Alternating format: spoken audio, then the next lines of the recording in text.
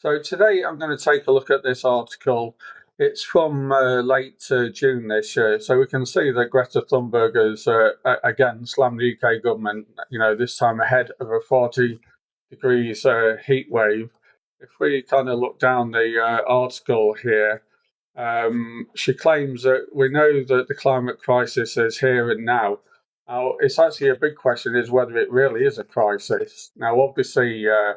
The climate changing does have impacts, but it also has benefits as well as drawbacks. And it certainly isn't an existential crisis, as some people have actually made out. If we go near to the bottom, let's just do a search. So she's also claiming here that the UK's responsibility for the climate crisis that cannot be overstated. Still, its leaders continue to act as if there was no tomorrow.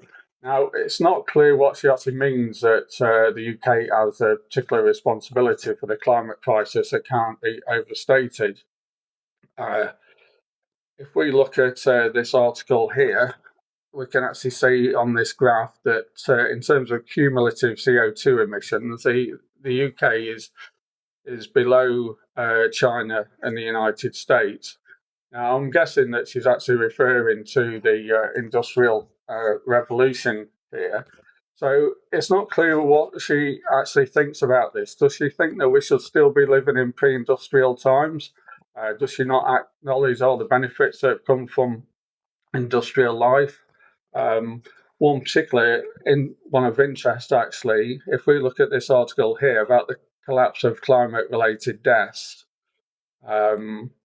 Here we go. So we can actually see since 1920, now I don't know what the data is like before that, but climate-related deaths have literally plummeted. And essentially that's because industrialisation has allowed us to be more resilient and to cope with these situations than we would have done before. I mean, if we actually look at this paragraph here, so if we adjust for population, because obviously the world population has massively increased since 1920, it's reduced from 255 deaths per million in 1920 to only 1.9 million in 2020. And that's just climate-related deaths. I mean, there's obviously many other benefits from industrialisation in terms of quality of life, in terms of healthcare, all those kind of things. So I think the problem is with people like Greta Thunberg is that they kind of just look at one particular issue and they don't actually consider it analytically. The whole situation about what to do about CO2 emissions is very complex, and obviously there's going to be lots of different trade-offs, costs involved. I mean, there are actually even some benefits to warming. In the UK, the Office for National Statistics actually showed that over a period of 20 years, I think it was about 2000 to 2020, they estimated that warming had actually reduced deaths overall in the UK because not just in the UK but worldwide, generally people are more likely to die from cold-related issues than from heat.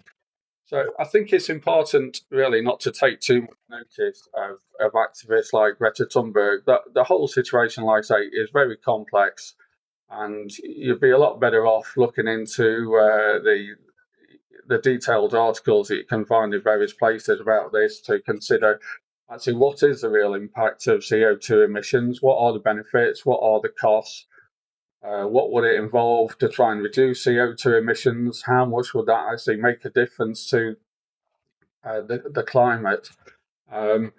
You really won't learn a lot from Greta Thunberg, and I'd probably say she probably generates more heat than light on the issue.